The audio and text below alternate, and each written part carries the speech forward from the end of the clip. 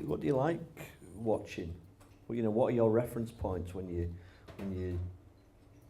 when you stop working? Because I know you work a lot, you know, on your art. And Dean, I have to say, probably out of only a handful of people that I've had the pleasure of working with on various things, Dean's really is an all-rounder. He I think I alluded to at the start. You do lots of different things, but you know, what are your reference points? What are the things that you look to? What to watch or listen to? To watch, to listen to. It changes virtually every day. I mean, when you rang me yesterday, I was watching, I can't remember, what was it? Double Indemnity? Yeah. An old noir film, and then I might skip to, you know, watching that Asia Argento film. Eclectic, right across the board, anything. The blockbusters, right down to art house to, you know, things on YouTube, anything that's out there, you know. I do tend to watch most of the things online, you know, sort of, I'm not a big cinema. You do send me some links. Yeah, that's a bit dodgy. Yeah. Not those kind of links. Oh, yeah. Good links. Yeah. You sent me a link to, are we allowed to say this? No, you sent me a link, no. To a film that wasn't even out, yeah. That wasn't even out yet, that I watched. Yeah, I do. I'm guilty of that. Yeah, well, I don't feel bad about it, but do you know why? No, not in the slightest, because I've seen how much money these people make, and it's bullshit that it's going to go back into industry. It's going to the cream always rises to the top in that game. I wouldn't do it on a small independent film or a film that's, you know, that's been put out by people that are trying to earn the money back, but I don't see anything wrong in robbing studios, or they perceive it as robbing, or watching a product from a studio. I don't have any problems with that whatsoever. So you if they did it to mine, so you don't take anything. So you don't take anything of the arguments that often get perpetrated by the likes of Metallica, who say that actually no, we can't afford to do this. Well, no, they sell more merchandising than they do CDs, so it's bullshit.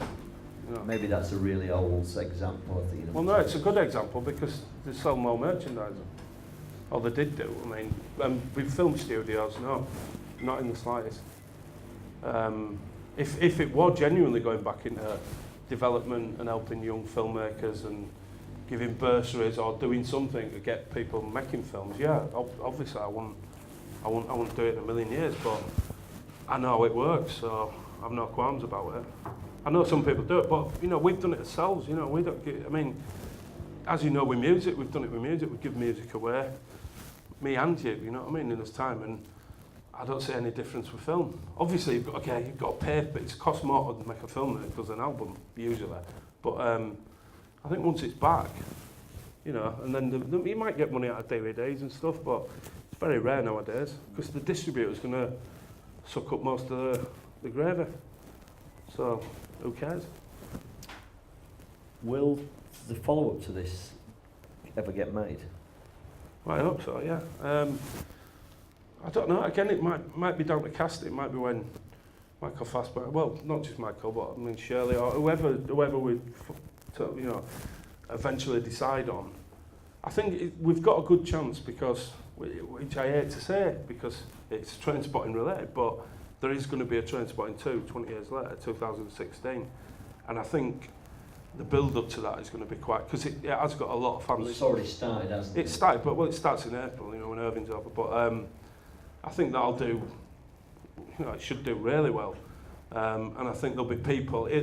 All I'm saying is, the doors will be opening to us at that point, more than they are now, even more than Filth, I should imagine. But and in between then and now, you know, we want to make it this year, but it might be that, you know, it might be 2016, 2017 when we make it. You know, it depends how we raise the money. You know. And then your musical. Yeah, that's a long protracted thing at the moment. That's all down to licensing and music, which is really costly. Obviously, we're not paying for it.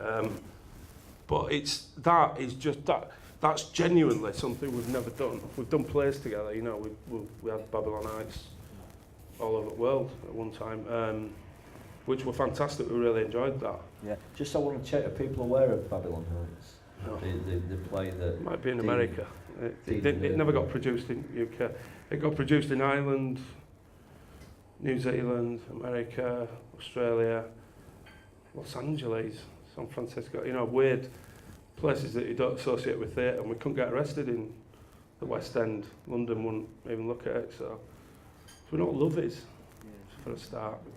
Don't help. You don't really fit in, do you? No, we don't. We're not lovers, you know. I mean, you've far from it. But not consciously, you know. We'd like to be lovers, but Oh dear. no. But that's what I mean. Again, you know, that people have seen that, loved it, enjoyed it. You know, well, didn't love it, thought it was shit. They've come away from it, and then we've carried on. You know, we're now at a point where what we've learnt from playwriting, we're transferring. We're going to have a pop at a musical. You know, but again, it'll all depend on what we can get away with and what we can't get away with. You know, can we do it this way? Can't we do it? You know, but you've got to try. You know, and we don't see it as, you know, we're not trying to cash in on anything. I mean, it's set in a completely different time period.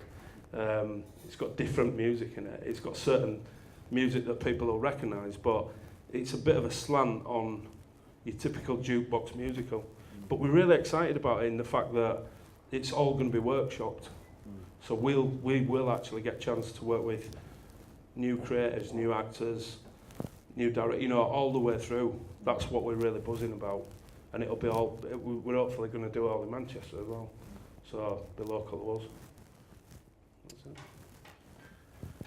I'm really glad that you do what you do. I'm really glad that you go like that to all that stuff. My wife in, or my family. No, I know. Well, yeah. I mean, I know some of your financial things. Absolutely, yeah.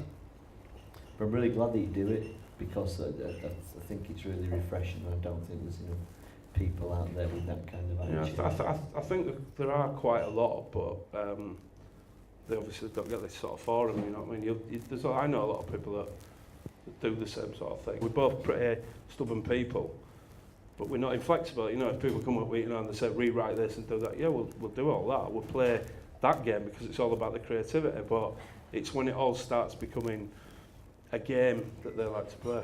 You know, when the ticking boxes of, can we get them down for a meeting so we can eat at this restaurant? Can we claim this? You know, it's absolutely corrupt, that side of it. And like I say, some people enjoy that and thrive on it, and good on them. I don't care. Well, I'm glad you make the art that you do. Shall we watch the film? Brilliant. Dean Cavanagh.